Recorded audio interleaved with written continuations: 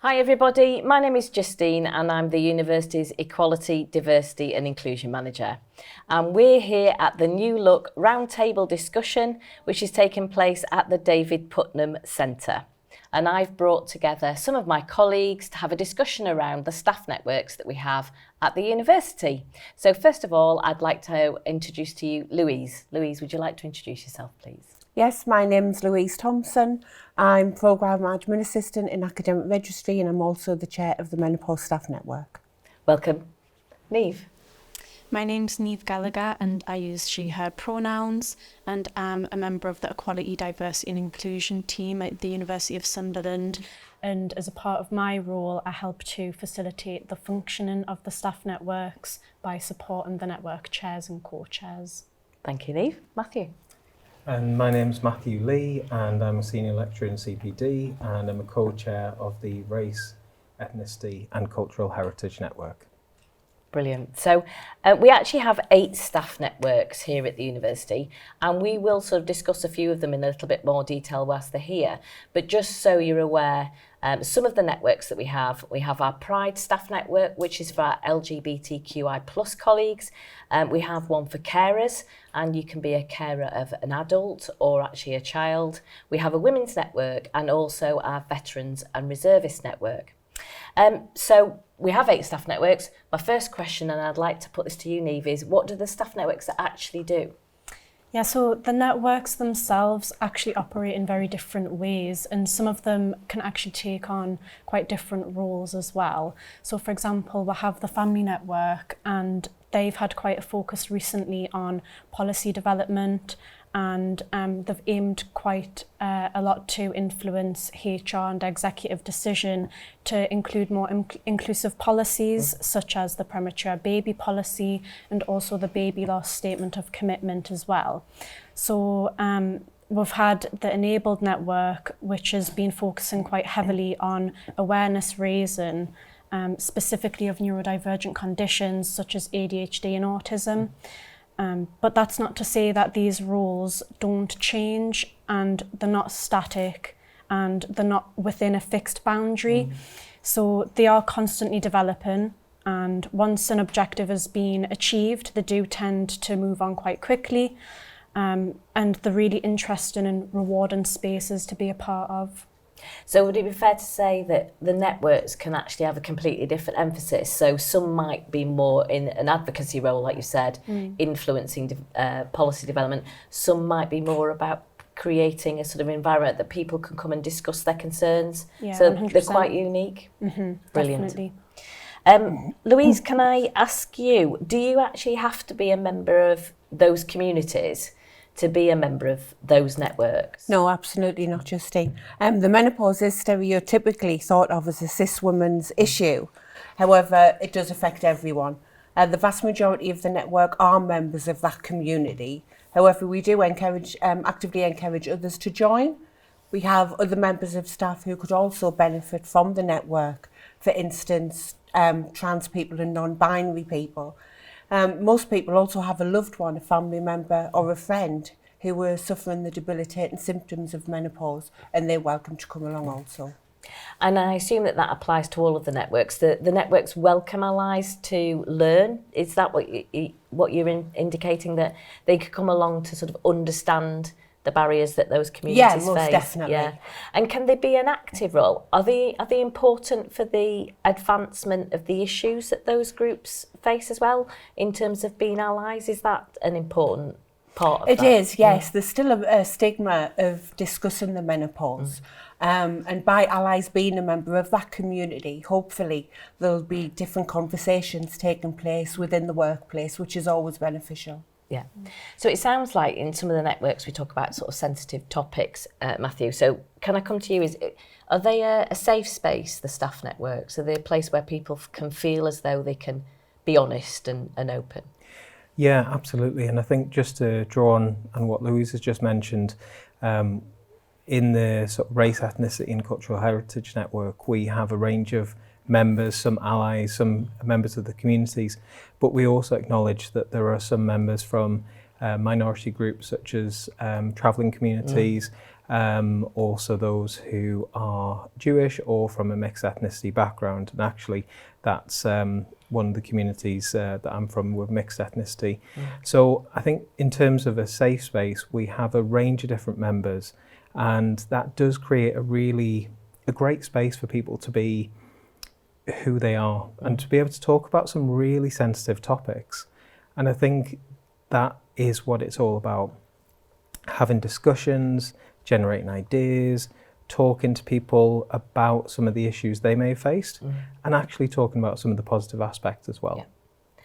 Can I just ask you a little bit more on that? Because I know that one of the questions that I get asked a lot around, or the concerns that people express, is that they're going to say the wrong thing or they're going to upset somebody. So is part of that safe space being able to not worry about the words that you use and how you say something, so long as, of course, your intent is positive? Is that part of the safe space aspect of the Staff Networks? Yeah, absolutely. I mean, the thing is, I think part of the networks is about learning together.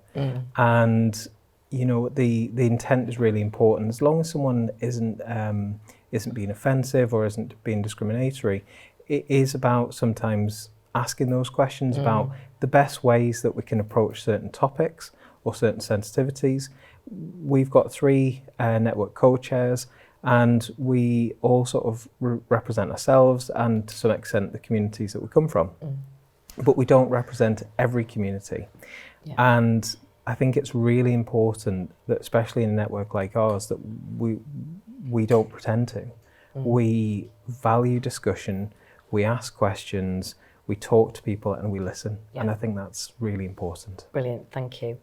Niamh, I think you've talked about earlier the fact that the networks can actually do quite a lot of influencing around the university, and I'm sure that some of the support that they need to get that done is quite important, and we've just appointed some senior sponsors to the Staff Networks. Can you tell me a little bit about the senior sponsors and what's their role and what do they do? So we did actually have John Timmis as the senior sponsor and executive representative for each network, and that was for the past 2 years. And although we did enjoy it quite a lot, it is, as you can imagine, a very demanding task, and you would come to the networks twice a year. And now that we've expanded to 8 networks, we have decided to expand that role to include another 7 senior sponsors.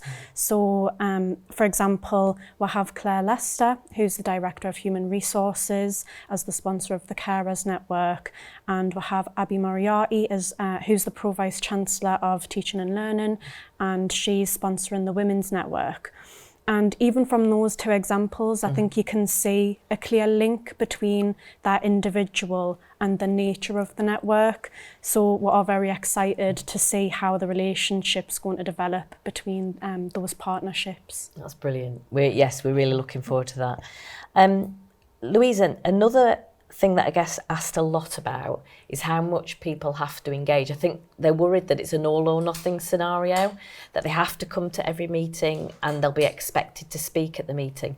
So can you talk a little bit about that? You know, how often do people have to attend, and are they expected to come on camera and talk to the meetings? Not at all. No, not at all. There's no expectation that all members would attend all meetings.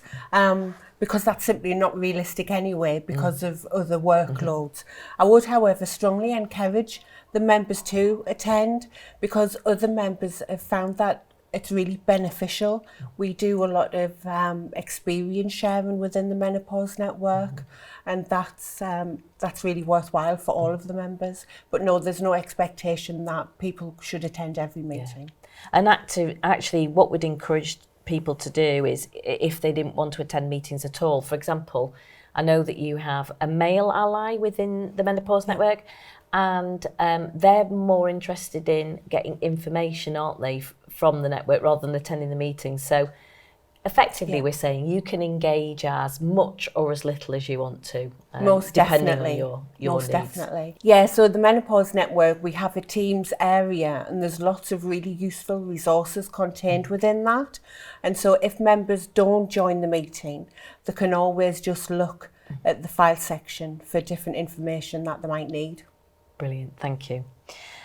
So Matthew, can you sort of share what people might get from being a member of the networks? What are the benefits, do you think, for them? Yeah, I think one of the first ones is about networking. You know, I mean, the clue's in the title a little bit, but by engaging with networks as either being a member of that community or being an ally, you can meet different people from across the university, sometimes people that you never would have met if you didn't join the network, which I know is something that I've benefited from. I think shared experiences, lived experiences is really important. I know Louise was mentioning that before, and I think that's really valuable. I think that career development aspect of, like I said, it connects with the networking, but being able to talk to people from different areas is really, really important. And I think really something that I was going to mention actually is we really encourage male members. I know you were saying to with Louise before about men being part of the networks, and I think it's something historically that men haven't often engaged with networks as readily as some of the female members, and I think it is a real opportunity to bring men into networks and have discussions, because it isn't just about talking. That's important, but it's also about that sort of engagement side as well. Matthew, I'm really interested to hear about some of the subjects that you've discussed in the REACH network, because as I said earlier, I know a lot of people feel a little bit frightened, particularly in the current climate, around having discussions, particularly around things like racism. So what was the last thing that the REACH network had a discussion about? So one of the last things that we talked about was really topical, was talking about Gary Lineker, and it was talking about the use of words in media, in sort of general life, and how that can be perceived and some of the issues that can come from that.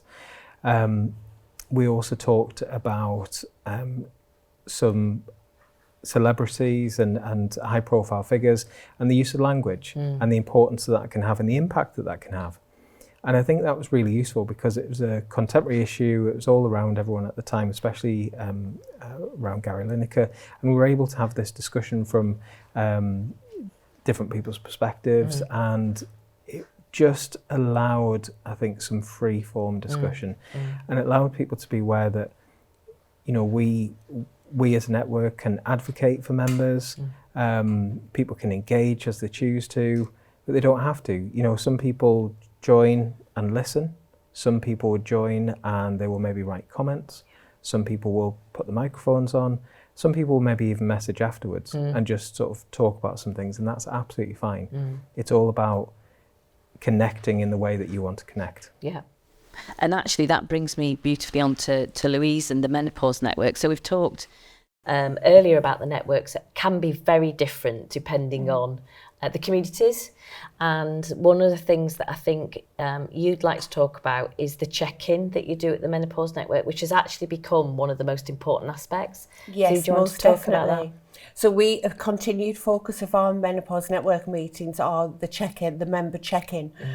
This is an opportunity for members to air any issues that they have, any problems that they've been having with regards to the menopause. Members can contribute as much or as little as they choose, as Matthew had said. But I think it's one guarantee that someone else will have experienced the same thing. And actually that, as Matthew had said earlier, that shared experience is so very important. It is obviously voluntary. And we completely understand that some may not feel able to contribute. Perhaps they're in a busy office, and so they don't want to be overheard by people around them, or perhaps they just want to sit and listen. But we have found that members who have been hesitant to do a check-in have actually found it really beneficial afterwards. Brilliant, thank you, Louise. Before we bring it to a close, Niamh, can you share with everybody what other opportunities people have to engage with EDI work as a result of being a member of the staff network? What else can they get from a resource point of view, for example?